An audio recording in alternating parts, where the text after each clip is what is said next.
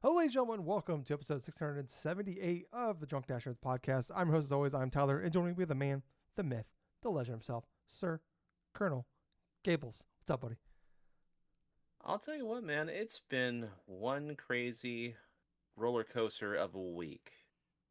So, obviously, if you're listening and you haven't heard yet, if you're like living under a rock and stuff like that, there were a couple major passings that happened this past week that kind of affected, say, like Tyler and I and like a whole bunch of other people. Obviously, the deaths of Ozzy Osbourne and also the immortal Hulk Hogan. Man, it was just crazy, and not just crazy, but they literally happened a couple days within each other. Just two predominant figures just growing up, like listening to like songs from Ozzy Osbourne, Black Sabbath, watching matches and all sorts of various other stuff from Hulk Hogan. Yeah, it hits hard. I mean, absolutely, it hits hard. I mean, especially when it comes to say the Hulk Hogan, because it's like a lot of reason why we're professional wrestling fans, is partially due to like Hulk Hogan to an extent because of his importance in showing, extending, like professional wrestling to casual people and stuff and really getting them into it and this and that. But yeah, other than that though, I mean, there was these downers of a moment this past week, but on top of that, there was some exciting news for for me because of my fandom and stuff for the athletics and stuff. Even though they're Let moving me, out of Oakland can, to can I can Vegas I and stuff. can I guess what it is? Yes, you can guess what it is. Is it that Air Bud is coming back in 2026? That's what I'm excited for. Oh my god. That was a highlight of my week. Oh my god. I honestly didn't know that was a thing that's happening. You son of a bitch. Well, hey. I mean, for God's sakes, you have like a couple major passings, all of a sudden it's like you have a moment I didn't think I'd ever see in a baseball game where the ace first baseman, rookie first baseman, like a Nick Kurtz, he hit not one, but four home runs in one game. On top of that, he drove in like six RBIs and like God, it was just a hot streak I hadn't ever seen before in terms of like, say, baseball players and this and that, because it's hard enough to hit a home run, let alone hit multiple home runs in the same game. I mean, his teammates like Brent Rooker, he hit two home runs like in a game a couple seasons ago. Then like Lawrence Butler, I think this past year, it's that their left fielder hit like three home runs in the span of a game. But yeah, it's like you take the good with the bad and stuff for this week. I mean, I was absolutely just sad, kind of depressed and stuff that both Ozzy and Hogan, their deaths so close together and stuff. And then all of a sudden I got this incredibly happy thing like, oh wow, Nick Kurtz from my favorite baseball team just literally fucking just, just did something like crazy and like, just kind of unfathomable, because you usually read about players doing this, say, like on the Yankees or on the Dodgers or these major Mm. money teams and stuff. But the last thing about this week, though, I think that was fairly interesting and that would actually made me a bit happy is I finally got into trying to play Donkey Kong Bonanza. Oh, nice. I mean, I've bought this game. I've had so much busy stuff going on with work and at home and stuff. And it's like I finally had a chance last night to play at least about an hour and a half or so of Donkey Kong Bonanza. Obviously, I'll say a little bit more when we get to what we've been playing, but yeah, that's pretty much it this past week. But Tyler, it's your turn, man. All right. No, my week's okay. I'm happy it's the weekend. It was yeah. Gills, I got to talk about it. What? I watched Happy Gilmore 2 last night. You did? hmm People know Yeah. I love Happy Gilmore.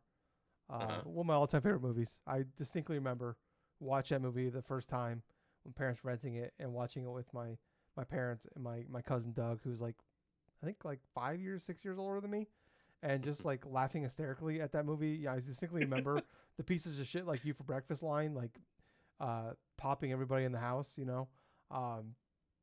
And like I've watched the movie 1,000. It's one of my like all time like one of those movies we had on VHS. I'd watch it all the time, growing up. And then anyways, it's one of my like it's like I don't rewatch a lot of movies, you know, that I'm older, because I barely keep up with the things I want to watch nowadays. Yep. But that's definitely one of like I would say almost annually I go back and I rewatch. That's one of my like I like to go like usually in the wintertime when it gets depressing. I like to go back and rewatch a lot of my favorite comedies growing up, and that's one of the ones that's in the Rolodex of replays. So rewatched the first one on Thursday night. Love it. Still fucking hilarious. Still find little funny things like little dumb things that you don't notice that you know even you know I don't know 150 200 times into it. Gables, I watched Happy Gilmore 2, and I thought I was going to call my parents to have me committed. It's so bad. Like I was like crashing out. Like I have a Discord with some friends, and I was like crashing out in this fucking Discord channel about how bad this thing was. Like, what'd you expect, man? I'm like, you guys don't understand. It's so much worse than what you thought it. Like, dude, the trailers look bad. I'm like, I know, but it's that much worse. That like my expectations were like bottom floor, like as low as they can get, and it somehow was like infinitely worse than those. I was like, dude, it was 11 o'clock at night. That movie got done. I had to go for a walk. I had to go for a walk, and I don't live in the greatest area. All right, I risked it. It was worth it, you know. I'm like, I had to go for a walk, and like I was just like, I was out there with my dog. My dog's like, are we really doing this right now? I'm like, yeah, we gotta go.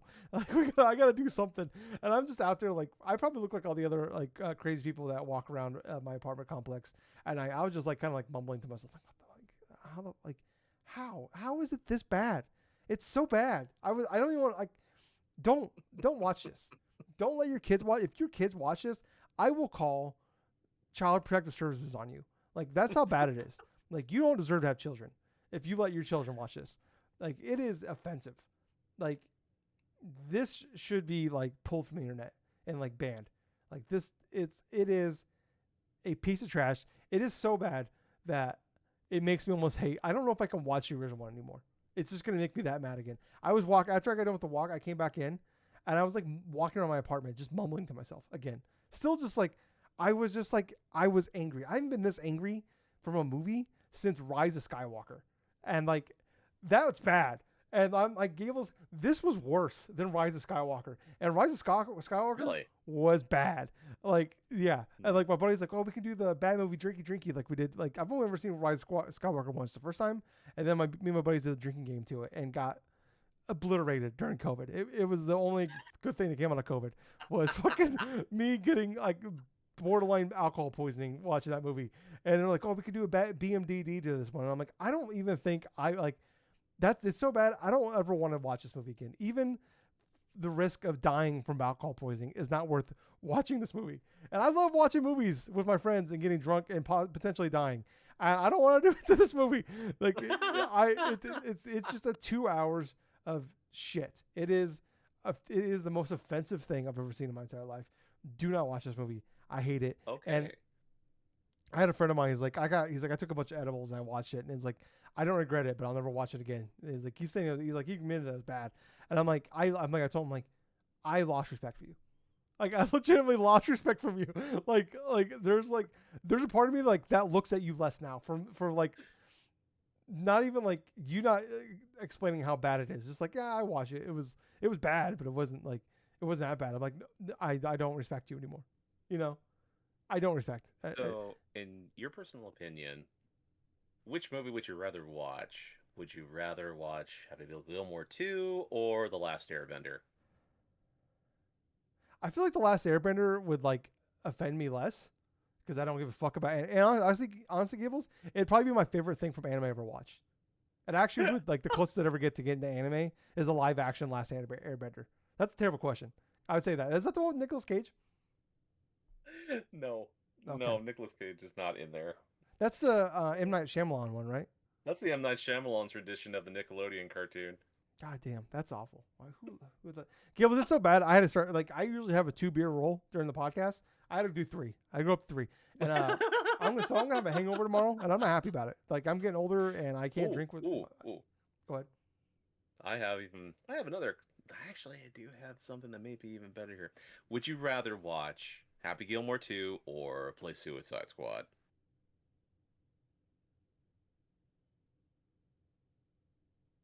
He has to think about it. The, the only squad that'd be committing suicide would be myself. Like, I think. Can I just choose suicide? Is that an option? I have never seen you just like that, like conflicted. It's like, It broke my oh brain. God. Gables, I was a broken man last night. I was like, do I need to call my parents to have them give me the creepy socks and put me in a home, like put me in the little, like the room with the padded walls, like because I was on one. It was rough, and it was like 11 o'clock at night, and I was like, I was up for like a solid hour after that, like just going through one. It was rough. Don't My God, what a piece of shit that is. Good Lord. And then the suits, God damn, comparing, oh man, Jesus, Gables is trying to break my brain. It's too early in the podcast to break my brain. Put up a drinking now. Anyways, this is the Drunk Nerds podcast. I'm definitely gonna live up to that name tonight. I'm Tyler. That's Gables. We get together every week, talk about video games and everything we love about them. We've been doing this for a little over 12 years now. We do this for fun. We do it because we love it. We have full-time jobs, so we just we get together every Saturday night, record it, goes up Sunday morning. If you want to support us, the best way to support us is on YouTube. We have a YouTube channel, just youtube.com/drunknerds. There's descriptions down below with links to like Apple Podcasts, Spotify. We're on every podcast service. Go there, 5-star reviews, likes it, comments, whatever you can do to help us out. Best place though, like I said, is YouTube. We are at the point now where we do have like a membership thing, and it's just $1 a month. We don't really have anything like extra to give you, but it's really just like, hey, thank you. Like I said, we're two guys with full-time jobs, and we do this in our spare time because we love video games, love talking about it, and sometimes I just gotta vent a little bit about Happy Gilmore too. So, that was a little cathartic. I'm not gonna lie. Until Gables threw the Suicide Squad in my face. Now I feel like I'm gonna crash out all over again. But anyways, Gables, I might crash out again. Because unfortunately, I watched that Pokemon Presents on was that Tuesday, and that was get off work, long ass day, get home. I'm like, all right, let's watch this Pokemon Presents. I haven't been on the internet all day. I'm excited to see what it is, and it might have been one of the worst Pokemon Presents of all time. Yeah, man, thoughts? You're not kidding, man. I mean, and I thought last year was kind of disappointing, dude. I mean.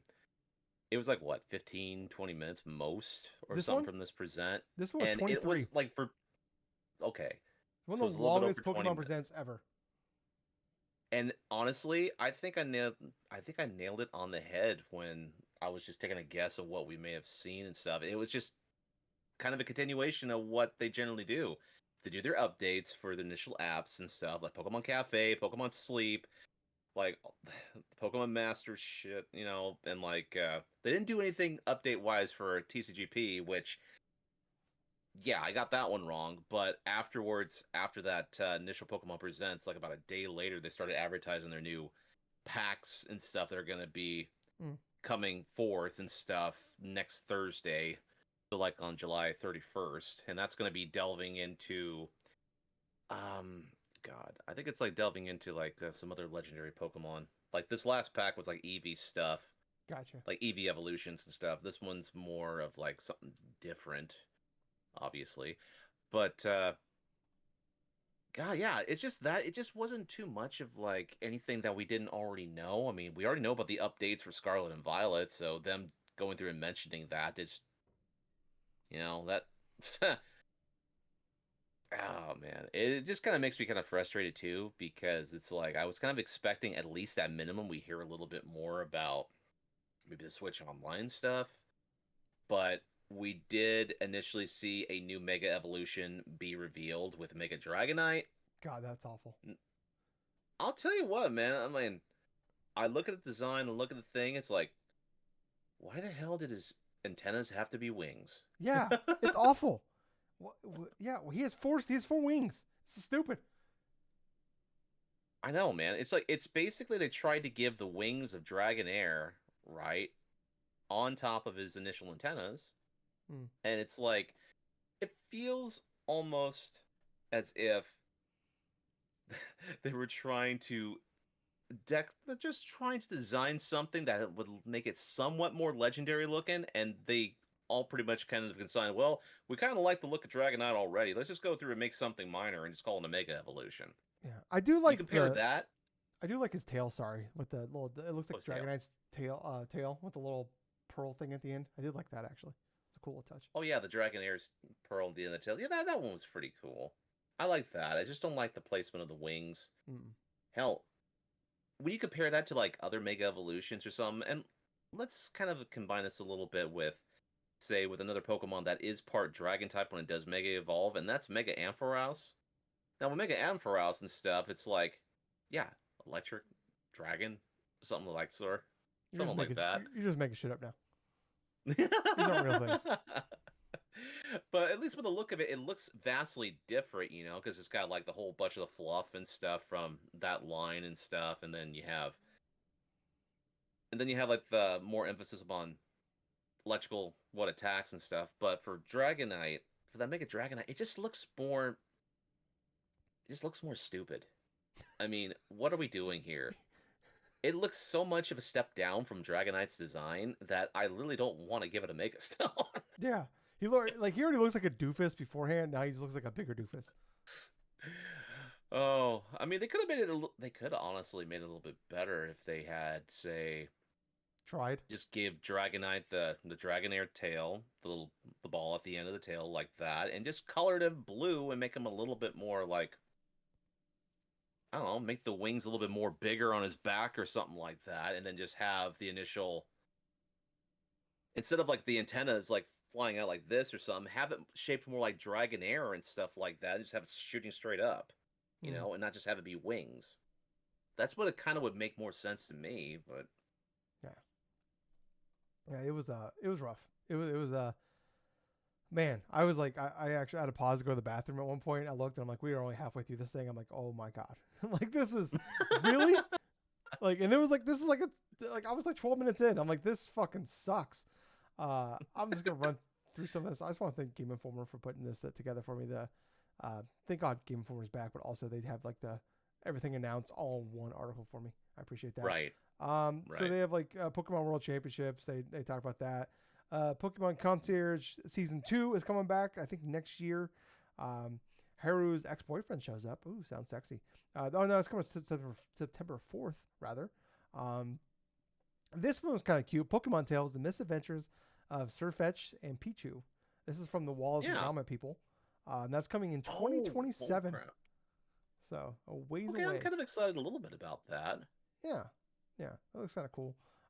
Poke Park Kanto was like, this is a thing that's going to be in Japan, in Tokyo, to 26,000 square meters. They showed some like concept art of it, but not a lot. So I don't know. That's what they said they were going to start selling tickets for this later this year, but this thing is like over a year away. So we'll see. So you say 2027 for that one. Next up here, Pokemon Go Max Finale, because Pokemon Go Fest is going on right now, so they're doing that, and it's coming up on late August.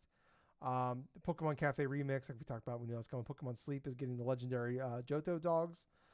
Pokemon Unite is getting some of the Hoenn Pokemon. And then Pokemon Trading Card Game, they announced like they're, I think, doing like Mega Evolutions for the trading card game in September. Right. And then Pokemon Friends is a thing that exists.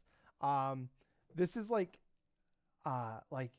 brain dead easy, like it almost looks like Brain Age kind of, but they like it's Pokemon themed, like super easy looking puzzles. It is available for free on on your mobile phone. And like I guess you can do like a handful of puzzles a day. And it looks like it's more for kids. But Gables, you know how much this cost on Switch? Gables, can you hear me? Uh-oh. Gables? I can hear you now. Okay. All right. Sorry about that. All right. Can you hear me? Yes. Okay. Gables, Pokemon. I'm talking about Pokemon Friends. Sorry about that, people. Um, how much do you think Pokemon Friends cost on Switch? I would think for a game like that, probably about $40. 35. 35, really? Yeah. I was that close. Yeah. Jesus. I didn't think you'd be anywhere close to that. Yeah. So this is a free to play game on mobile or $35 on Switch for a uh, kids puzzle game. God dang. They talk about a Switch tax. Jesus. Yeah. Right. So yeah, that is out there. We got some more updates for Scarlet and Violet and stuff like that. The big thing though, Pokemon Champions. We got a little bit of gameplay for that, how it's gonna work. I got Gables. Like, how excited are you for like the potential of Pokemon Champions? I'll be honest with you. I mean, from what they initially showed, looked okay, but it doesn't really like spark anything in terms of me wanting to actually give it a shot at the moment. Because it's like it gave me the impression that kind of like a Pokemon Stadium thing to where you have access to these different Pokemon if you want to do like rental, like almost like a rental thing in order to do Mm-hmm. battles against other people. Which if I hope that's not like the only method of what you can do for battling against other people. No, actually, it's not because you can actually use some Pokemon from Pokemon Home Yeah. Oh yeah, that's and right. have access to that inside there. But I don't know. I don't know. I just not used to having like a separate initial game, like barring from the mainline Pokemon games to where that's where the competitive stuff is. It's just so weird. It's definitely kind of weird because it has its own type of structural thing that just kind of reminds me of Pokemon Stadium, but at the same time, it just doesn't really give me any type of really big excitement. Well, that and the Switch Online stuff generally doesn't excite me all that much. Yeah. I, it's one of those things I think would be intriguing to try out, but it's one of those things too where like it's about you can like totally like you can move around like the stats of your Pokemon and like swap out moves. But it's like it sounds cool in theory, but it's gonna be one of those things where like almost immediately people are gonna figure out the meta of this game and Yep. like everybody's gonna play the same way and it's gonna suck. Yep. So that's Absolutely. the way I look at it, especially as customizable as it is. Game's gonna get broken immediately. Then last but not least here, we got some more trailers and more details about Pokemon Legends ZA. That's obviously coming October 16th. They showed off like this one was all like finally them really showing off the Switch 2 version of the game. But from what we seen of that one, Gables, what was your thoughts? Thought it was okay. I mean, the definitely was a little bit better than what we had seen initially. They did do a little bit of teases and stuff of the legendary Pokemon, the human-made Pokemon Zygarde and stuff, and showing its little various forms from its cell form, that dog form and stuff, and like it's pretty much its major like ultimate form. But yeah, the gameplay looks fine. It definitely is more reminiscent to gameplay stuff as Legends Arceus. I mean, the battle style, of course, is a bit different than that. Obviously, it's not like, say, the like overall initiative, like turn-based stuff, like some of the regular mainline games were. But Yeah, but yeah, I think it looks fine. yeah, yeah. I mean, it didn't really. I mean, it's one of those things where you're already in if you're gonna buy this thing, so this wasn't gonna do much. Yep. It was just more exciting to see like Switch 2, what it looks like, I guess. This is Yes. like the first unveiling for that.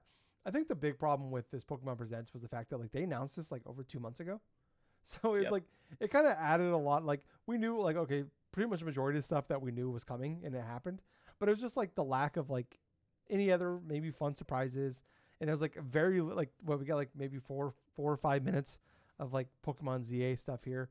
So like yeah, like Pokemon ZA looks like hey, I'm gonna buy that game. I've actually already pre-ordered that game. Like I'm pumped Mm. for it. I'm gonna try it out. But yeah, I don't know. It just sucked. Where it's just like they like typically when they announce this stuff like the week of or maybe the week before. I don't know. It's just like you like okay, you don't know what's gonna happen here. Like anything is possible. But like when they announced it 2 months in advance, it just like I said, it just like all right, this must be a big deal. It's kind of like when like Nintendo announced the Switch 2 direct like 2 months in advance. It's just like Right. okay, like they're letting anticipation build up for this one. Uh, yeah, so it really hurt. I think this in a well like as well because it just allowed us to like build that anticipation for this. Like this is gonna be the big blowout, and it was just like we got like one more trailer and then like a couple minutes of like explaining how the game works. I'm like, okay, all right. Yeah. Like, it just needed more, like, maybe not for this, like a little more punch for like this game, but also like a couple more fun announcements. Because like I don't know, like I guess like I'm guessing on Pokemon Champions they thought maybe would be that like the fun announcement, and then like the shadow drop of Pokemon Friends. It's like, okay, I guess, but yeah, I don't know. It's just a bit of a bummer. I was a lot more excited for that one, anticipating that one a lot more than typical. But anyways, moving on, Gables, we're going on to one of my favorite things we talk about every month. That's right, Circana reports are here, and this is a big one. This is the first one. This is for June. This is the first one with the Switch 2 out. So obviously this is like the best June since Circana has been around since I think like 2000. Wow. Makes sense with the big, like, I think it's probably the first time we've had a console launch in June as well though. So yeah, this is the best one ever by quite a wide margin. Some interesting notes here though. So in the first month of this is all US based, no other details about the worldwide. But it looks like in the US in June alone, Switch 2 sold 1.6 million units. So some of the details we have here though, from 82% of Switch 2 owners have Mario Kart World. Honestly, I was surprised it's that low. Remember when like Breath of the Wild launched with like Switch 1 and attachment rate was like 103%. It's like there's more copies sold of Breath of the Wild than there were Switches sold. So it's just, I'm like, if you're buying a Switch 2, why aren't you getting Mario Kart World? I'm like, what are you buying with this thing? The Pro controller, 32% of people that bought a Pro controller bought Switch 2 bought a Pro controller. So pretty interesting. Right. Yeah. So I mean, pretty interesting. I obviously we don't have like full data yet. Like I'm assuming we'll be getting that here soon with like the Switch 2 launch stuff with from Nintendo. I think they're gonna be doing their like quarterly report. I want to say, I think it's maybe next month, maybe or here soon. Yeah, I think it's actually. I think it might be next week. So we should be getting a lot of details on the sales of that here soon. So yeah, Gables, we're gonna run through the top 20 selling games from June. We have 3 brand new games for the month of June on this list. Do you care to take a guess? I think one of them you will for sure not guess, but the other 2 you should be able to guess. Well, obviously one of them being Mario Kart World. That's a new game that's on for this number month. 3. No, that's it. Oh, it's number 3. Yep. That's crazy to think about. Oh boy. Yeah, there's definitely one I'm probably not going to be able to guess and stuff. It's a console exclusive. Mm-hmm. I own it. Okay, so it's Death Stranding 2? Yep, that is number 2 for the month of June. There we go. Yep. I had a feeling that was obviously. Yeah. I remember that one alongside Mario Kart World, but yeah. So we're gonna run through the top 20 here. Number 20, WWE 2K25. Assassin's Creed 20 or Assassin's Creed Shadows at 19. Sorry. Pretty. I always enjoy these ones here. So last month, this game in the month of May, it was 427th. In the month of June, it's 18th. Cyberpunk 2077, obviously because of the Switch 2 launch. Switch 2. Yep. Number 17, Star Wars Battlefront 2. It's number 12. Last month was number 12. Now 17. That been a big blow up. One thing I forgot to add here is they had a huge jump in subscription purchases in the United States in the month of June. A big part of that was people signing up for Star Wars: The Old Republic MMO. Oh wow! Yeah, so the Star Wars games have had a big bump in the last couple months, partially because of like Andor. Star Wars Episode 3 went to theaters because like I think it was the 20th anniversary. No, 25th anniversary, something like that. I can't remember what it was. It was the anniversary of some sort. Oh wow! Yeah, yeah. So like Andor season 2 was phenomenal, and then like just a 1-2 punch of things. So yeah, Star Wars Battlefront have a nice little resurgence here. I believe it's like setting Steam records for concurrent players as well for that game. Number 16 here, kind of a big drop from number 4 the previous month. Elder Scrolls Oblivion Remastered. Number 15, Red Dead Redemption 2. Number 14, NBA 2K25. Number 13, jumping back in because it was 24th previous, like just fell out of the top 20 in May, and it's back in. Elden Ring at number 13. Number 12, EA Sports FC 25. Number 11, game that I just love to play, Gables. Split Fiction. If only I had a friend out there that would love to play this game with me. You know, that would be awesome. I just would. I'd love to know how good this guy. I hear it's phenomenal. It's third highest rated game of the year. Um, but seems like I may never know. Just God. 5 months later, still waiting. Almost 6 months. Number 10, Rune Factory. This is the other new game that I figured you wouldn't guess. Rune Factory. Azuma. Yeah, Guardians of Azuma. Yep. Number 9, GTA 5. Number 8, Minecraft. Number 7, It'll Be Show the 25. Number 6, Forza Horizon 5. Number 5, another fun bump up here. It was 185th the previous month. Now number 5, Stellar Blade. Jumped up because of PC release. Yep, came to Steam.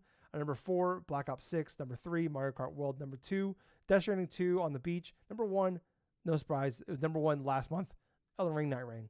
So I believe they did announce that game has surpassed 5 million sales already. So like about 2 months in the market, give or take. Kind of some other interesting notes here. So like the number 1 best-selling game of the year so far is still Monster Hunter Wilds. Number 2, Oblivion Remastered. Number 3, Assassin's Creed Shadows. Night Rain's in the top is number 8 for overall best-selling game of the year. Number 9 here, best-selling game of the year, Split Fiction.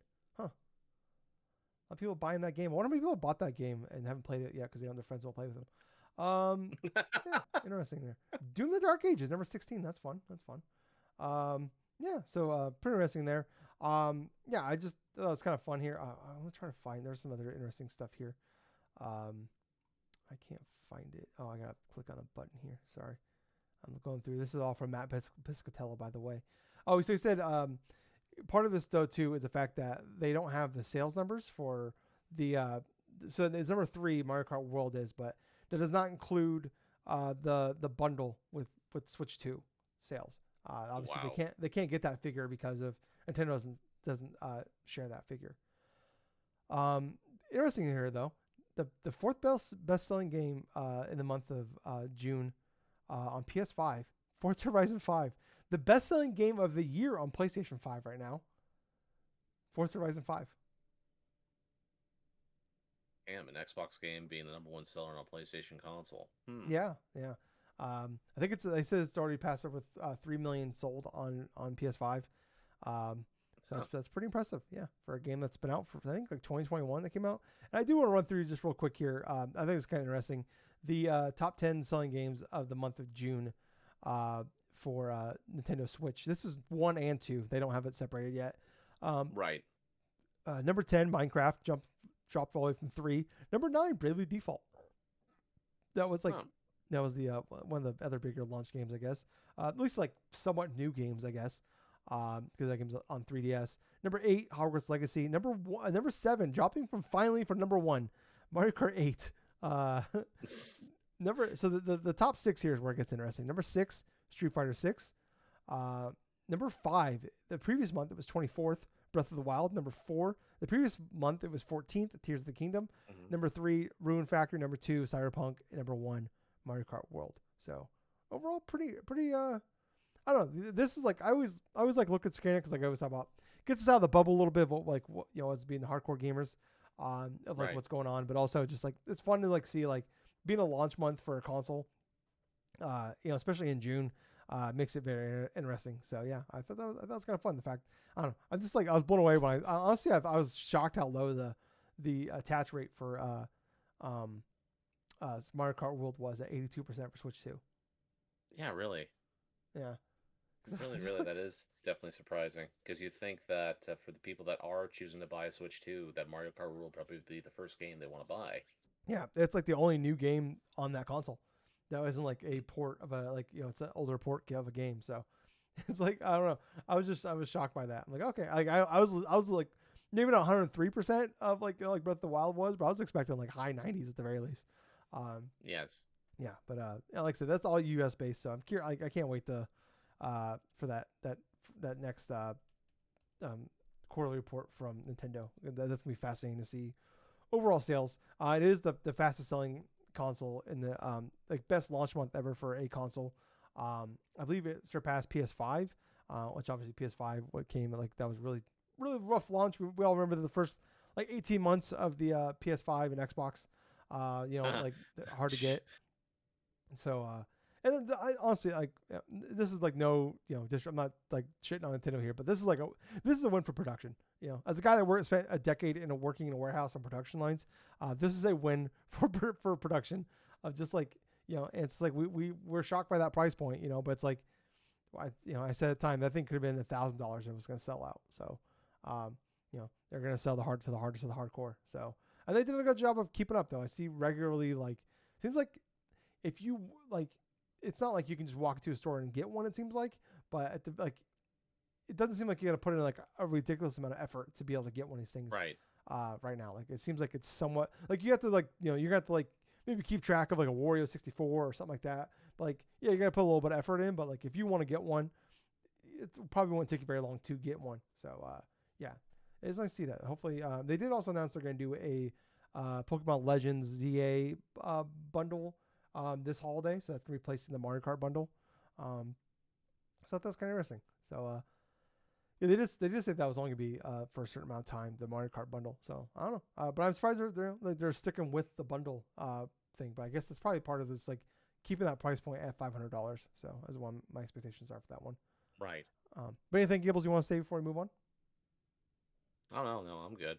Okay. Well, Gables, moving on to the next topic here. We're gonna get off of Nintendo. We're gonna switch over to Xbox here.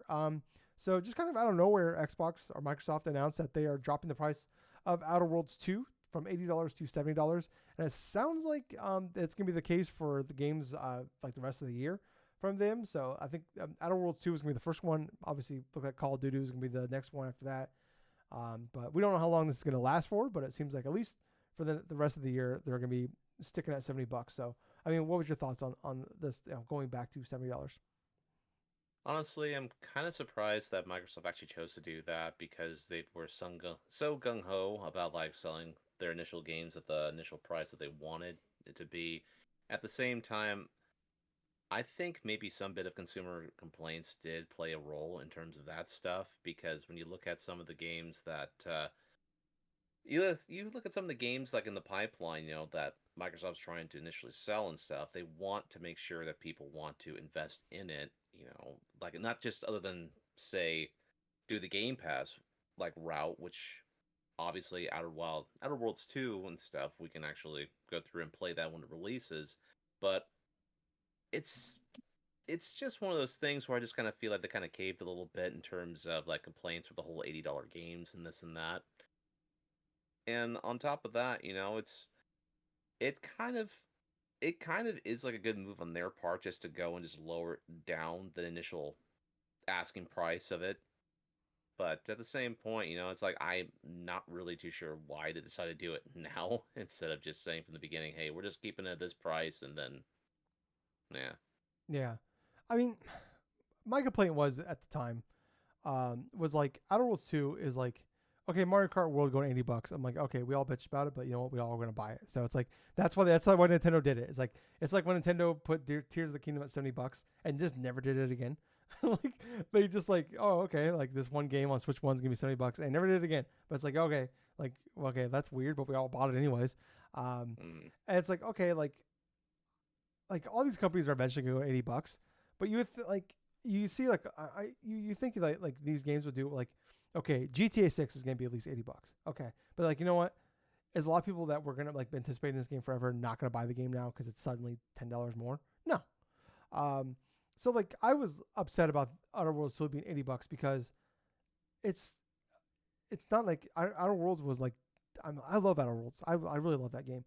I was pissed off because I'm like, I love Obsidian. They make fantastic games, and they've created this backlash towards this game that doesn't deserve it, and B, like can't really afford to have a backlash against it because it's like it's True. not like this gigantic IP.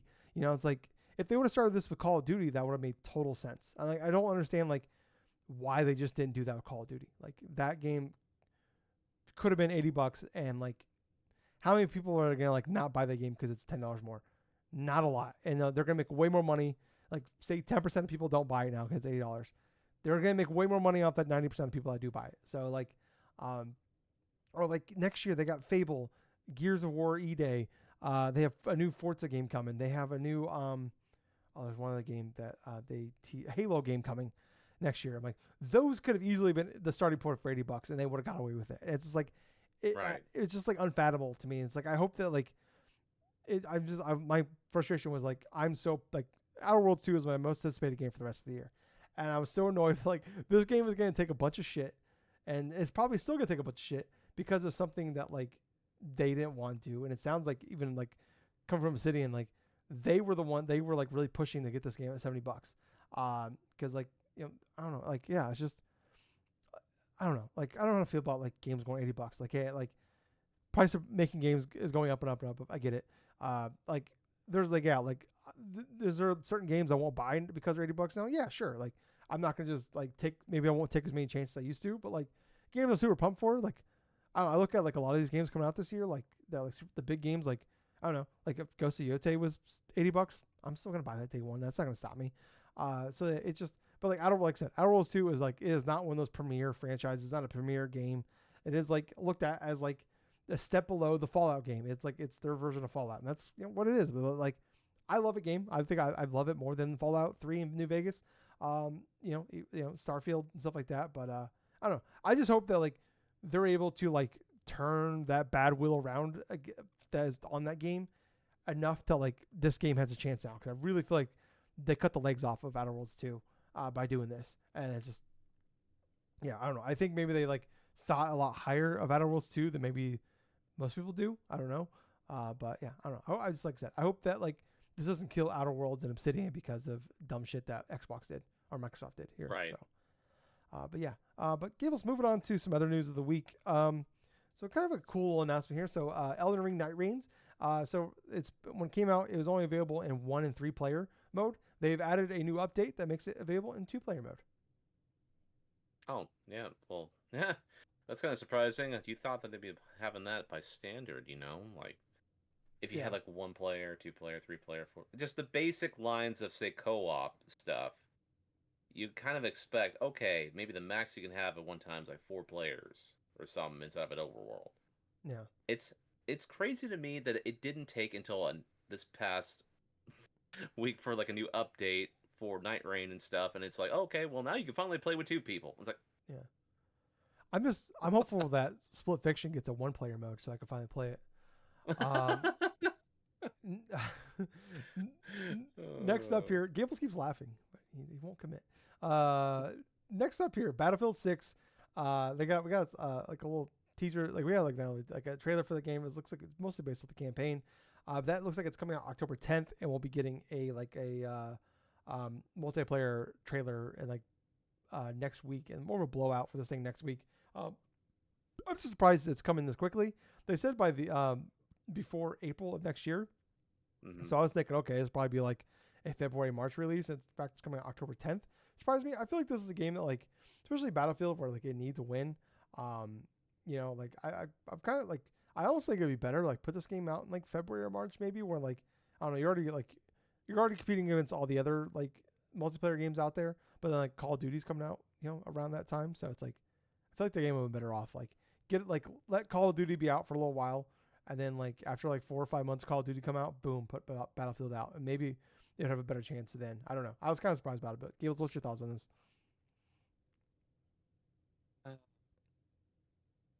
I'm sorry, Tyler. I've just been drifting in and out and stuff like that. What was the question? Battlefield 6 coming out October 10th. Oh, yeah. Battlefield 6. Honestly, I don't have too much like major like opinions upon it personally. Okay. Sorry, man. It's like, I'm just getting exhausted. Okay. Well, I'll speed through these last 2 here. Sony acquires 2.5% of Bandai Namco. And then Wolfenstein is getting a TV series on Amazon. So that's exciting. Well, that's kind of crazy. Yeah, I'm looking forward to that. I love maybe we'll get Wolfenstein 3. You know what? This might be the only way we'll ever see Hitler get killed in Wolfenstein is dude, think of it this way. If that show is majorly successful and stuff, it may lead to like a Wolfenstein 3, like an actual like Wolfenstein 3, like an actual case in point thing. God possibly. damn, I hope that'd so. Be nice. God, oh my God, I want nothing more. God, just give me Wolfenstein 3, please. But all right, Gables, we're gonna we'll jump into what we've been playing, buddy. You mentioned Donkey Okay. Kong. I have to pee. I'm not gonna lie to you, so I'm gonna run to the bathroom. But go ahead and talk about Donkey Kong, buddy. All right. So, yes, I did have a chance to play Donkey Kong Bonanza finally last night, right after I got off of work and stuff, got everything else all settled, started my Switch 2, powered it on and stuff. And what I like about this game, first and foremost, it gets you into the action immediately. You don't have to wait to just go and select different menus or anything of the sort. Once you power it on, the game just starts. It places you in the role of Donkey Kong. You break through the wall, and then you just say, okay, you can have at it, to see what you can do. And so obviously, test out the new mechanics, breaking rocks, digging tunnels, like just basically going almost any and everywhere within reason, of course, because there is like a wall barrier inside that opening cavern and stuff. So I spent a good portion of my time trying to find any type of little things here and there inside these rocks. So I'm getting banana coins, I'm like getting bits of gold. I'm basically figuring out what move does what, right? So it's like, okay, I could do the X to punch, I could press X, like I could press the Y button, to like punch upwards so I can just go through that way, or I could just press the B button and stuff like that to try to kind of dig downwards, or not downwards, but like just pound the ground or something like that, so I can like get like farther down inside of certain caverns or rock stuff. And I gotta admit though, I love that aspect of the freedom. At the same time, I started thinking to myself, it's like, okay, now I can understand what you were saying, Tyler, about certain aspects comparable to say like a Lego game, because of you have all these like different types of range, you're collecting all this random stuff. It that collection, that completionist mentality kind of kicks in and stuff like that, because okay, I want to dig through every little bit right here and see what I can find. And I dig through most.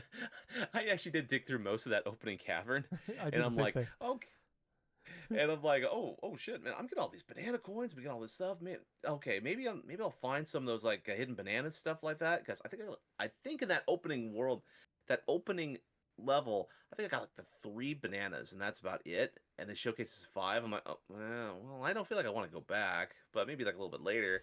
And I'm like, okay, let's go on. Let's progress on to do that. And I pass a little area to where there's this conveyor belt, and I could just go underneath, dig underneath the rocks and stuff, and go underneath that initial thing. And I love that it encourages you to try different ways of getting an objective done. Like, say, okay, how am I going to get past this initial conveyor belt so I can get these banana coins to the opposite side? Like, I could dig below, and that's kind of preferably the method I did do. Press the B button, went down like a level and stuff, and just started punching my way through that thing. Or I could have just went around it by just punching the wall right beside it and just getting the banana coins that way. And then finding all these little hidden like areas, like these little hidden cavern stuff that were just meticulously placed, and I had no idea they were there. And I'm like, well, there's like a little pathway to where I can get like some more of these banana coins or these little Hmm. like shards of gold, like gold and all this other stuff. And then like triggering a lot of the platforms and stuff, finally getting out of that initial cavern and just seeing the level, it's just shape shift into like down into the ground and stuff, and everything, though it looks familiar, it's all like jumbled and you're trying just to find your way out. It makes exploring like really fun in this game. Like it just gives you, it basically just gives you the controller. It doesn't really hold your hand too much in terms of like showing you, oh, okay, now you can do this. Oh, this is, or you can do that. I mean, granted, it does a little plot, like a little pop up, little things that, oh, hey, you can actually go through and pick up a rock with with say like oh god, the ZR trigger and stuff like that, and then you can just swing it around. I actually figured that out first thing. I'm like, okay, I could punch this, I could do that. Let's see what happens if I do the R button. It's like, oh shit, I can actually grab a rock. And then okay, what can I do to surf? And I just press the ZL trigger, and I just start just going off. I'm like, oh hey, that is cool. um, as far as where I left off with Donkey Kong Bonanza, I just gotten into the underground stuff once like the initial the initial area just gets sucked into the ground, and now I'm just exploring a little bit further. I got the initial the rock creature starting off and Mm. stuff, and so I'm experimenting with the different types of puzzles, just progressing a little bit further. What's funny is like just holding the L button and then just Donkey Kong just sings like just random tune, like just random songs and stuff. Like you'll recognize like certain songs from like other Donkey Kong games or other just random stuff, and then like the rock joins in, the rock creature joins in too and stuff, and just does certain things like with enemies or something or whatever, and it's just fun. I mean, I from the short time I had a chance to play a Donkey Kong Bonanza, I have enjoyed what I've played. I definitely feel like I want to delve like into the explorational aspects and stuff, see what else I can try to go through and do. But it's just that sense of freedom.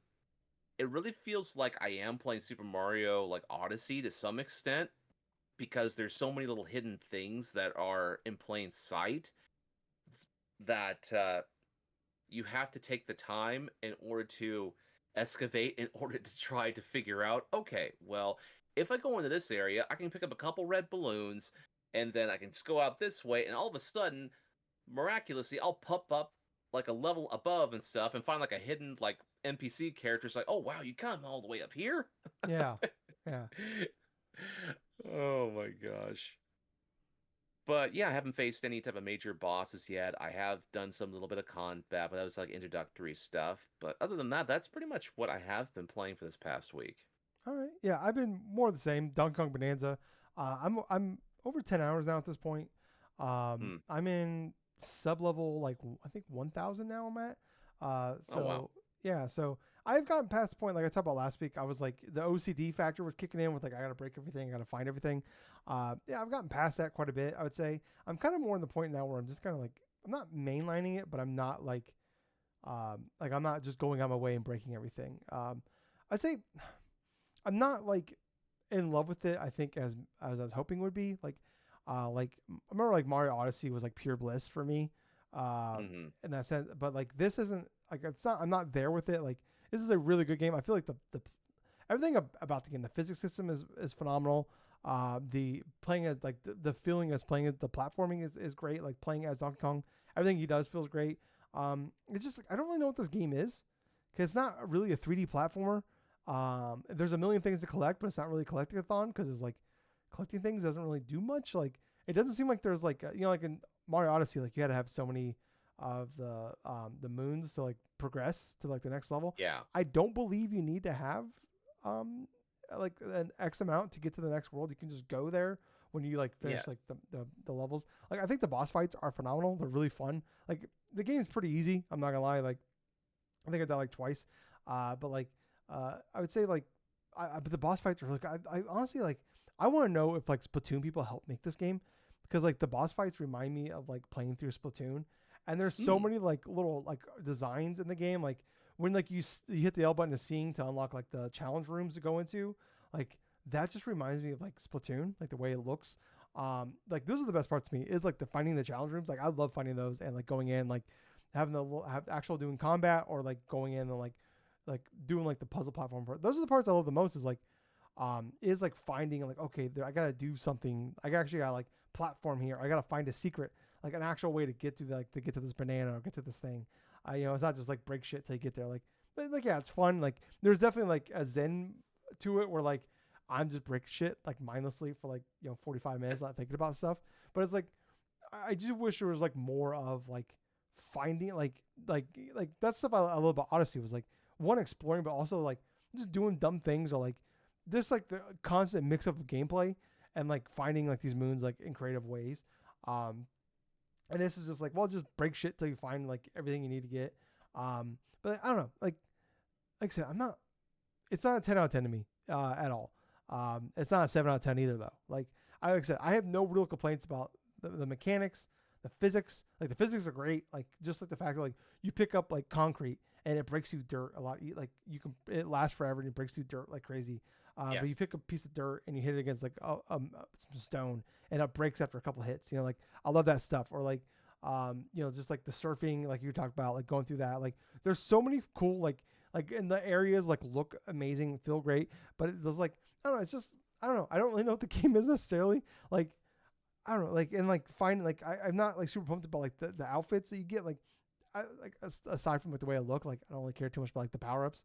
Like I got one like early on that like makes it so like treasure chests show up like 30% more likely a treasure chest shows up, and I've just been using that since like very early in the game, and that's helped quite a bit. I have like 60,000 um, coins or whatever the coins you want to call in this game are. I Mm-hmm. have like 350 bananas, like the actual bananas and stuff like that. I'd say like I do like the skill tree isn't great to me. Like I focus immediately on like the sonar thing when you hit like down with the R button and like you can see All like right. you Yes. so you Yes. like the first thing I did was like max out that so like things I can see further away. The other one is like I maxed out was like when you ground pound like it'll soak up things closer like further away from you into you. Mm-hmm. And then like after that it was like I maxed out the ability to like you makes your punches stronger so you break things a lot quicker and a lot easier. And those are like the things I focus on. Then it was like health and stuff like after that. But like there's like I don't know. I feel like the skill tree is like fine. I will say like there's so much charm here to the game though. Like I love Pauline. Spoiler alert: Gables the Rock is Pauline.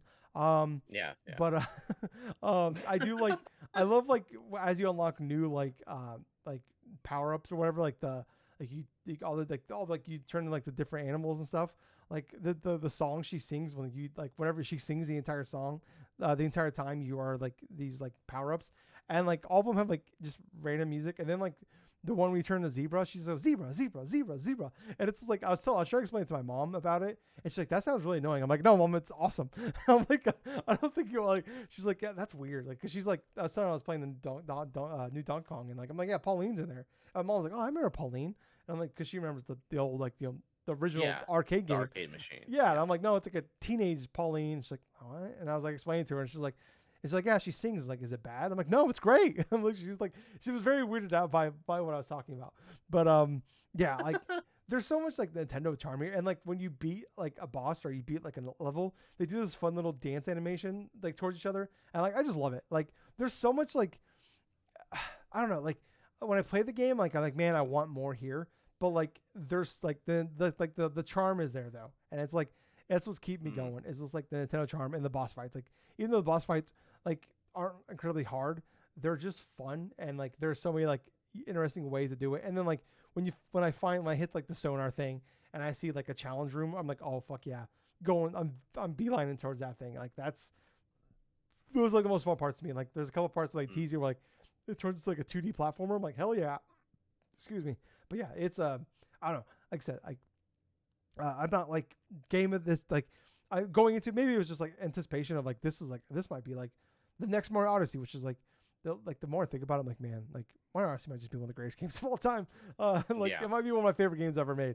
And like I just anticipating like the next game from those people. And then like I don't know, it's just and also being like the first big like Switch 2 game post launch. Maybe just anticipation like it was impossible to reach for me. But yeah, like I'm still have a ton of fun with it. I still really like this game. It's just like not it's not hitting everything, all the boxes I wanted it to hit. But it's still a really good game. And like yeah, obviously if you have Switch 2, like this is a game you have to buy. But yeah, that's really what I've been playing. Um, Gibbles, I think that's gonna wrap it up for us this week. We'll get you out Yeah. of here. Yeah, get me out of here too. It's 1:15 in the morning. I need to go sleep. But anyways, guys, if you guys like the show, like what we do, please like, follow, subscribe. Check us out. We're on everything. Every podcast service. You want to go to YouTube, youtube.com/DrunkNerds. You'll find us there. There are links down below in the descriptions if you guys want to go jump to those places. Like I said, 5-star reviews, likes, comments, whatever you can do to help us out. We do have a membership. It's just $1 a month just to help us out. Say, hey, thank you. We like what you do. We really appreciate it if you did that for us. But I was your host. I was Tyler. What was that I hear? Was that? Was that back there? It's like, Uh-oh. oh, Tyler. It's the wall. It's the wall, brother. It's the wall. I thought it was going to be a crazy train.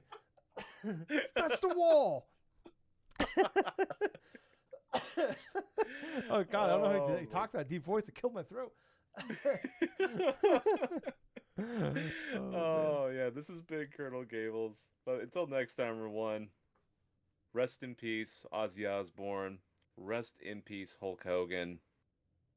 And most importantly of all, thank you for listening to another fun-filled episode of the Drunk Nerds podcast. Hey, Gables. Yeah, Too sweet. too sweet, man. Bye, guys. See ya.